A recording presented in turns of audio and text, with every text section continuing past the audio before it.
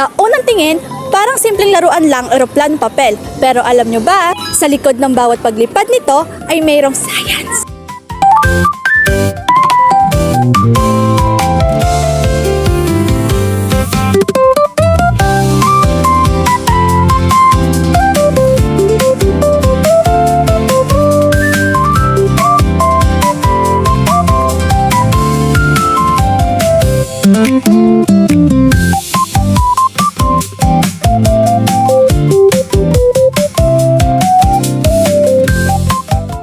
Napansin namin na maaari tayong gumawa ng iba't ibang sukat ng eroplanong papel.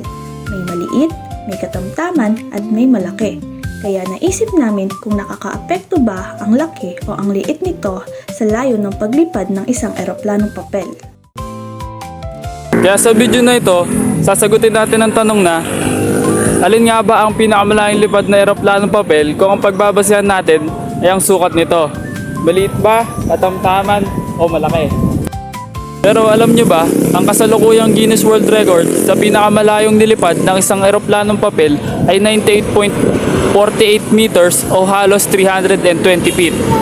Nakamit nito ni Lily Wen noong December 28, 2025. Ibig sabihin, ang kanilang ginawang eroplanong papel ay lumipad ng halos katumbas ng isang football.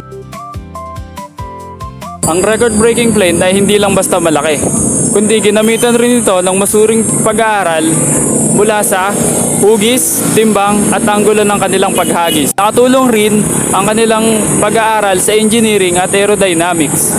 Kasama na rin ang pananaliksik at tiyaga nila sa pagsasanay. Kaya dito pa lang, alam nila na hindi lang sa isang mahalaga, kundi rin ang design at ang aerodynamics. Sa eksperimento na ito, gagawa tayo ng tatlong uri ng paper airplane. Pare-parehong disenyo pero magkakaiba ng sukat. May maliit, may katamtaman, at malaki. Sa lahat ng sukat, ang katamtaman laking eroplanong papel ang pinakamalayong lipad dahil sa mas balanseng kombinasyon ng timbang at stability. At ngayon ay gumawa kami ng tatlong eroplanong papel na pare-parehas ng disenyo ngunit magkakaiba ng sukat gamit ang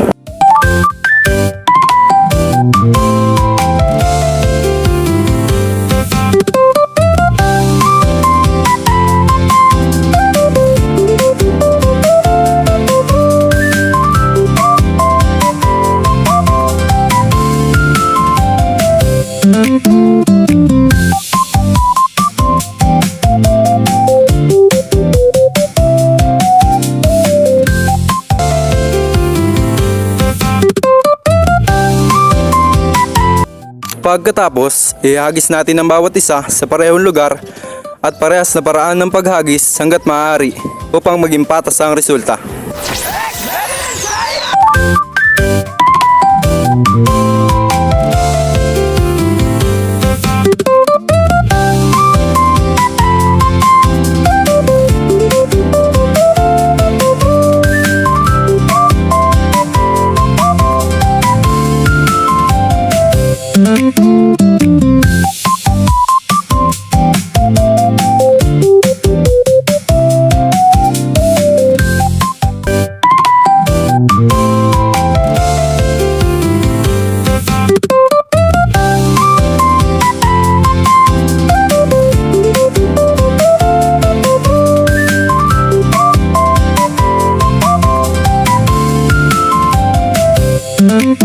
So nakita natin kanina ang paglipad ng bawat eroplanong papel.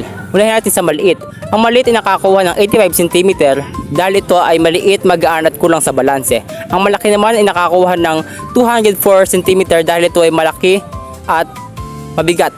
At ang nagwagi naman is katamtaman. Ang katamtaman ay nakakuha ng 372 cm. Ito ay may magandang balanse, bigat at tamang timbang at tamang ratio. Dahil dito, makita natin na mayroong ambag ang sukat ng eroplanong papel sa layo ng lipad nito.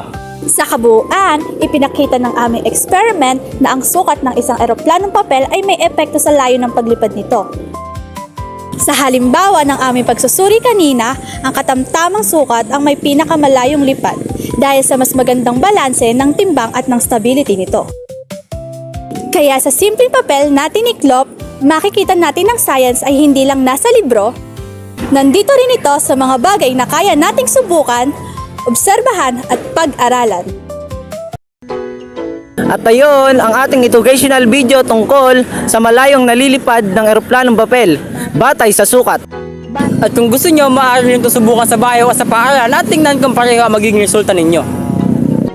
At dahil sa science, bawat tupi, bawat hagis at bawat lipad ay may paliwanag.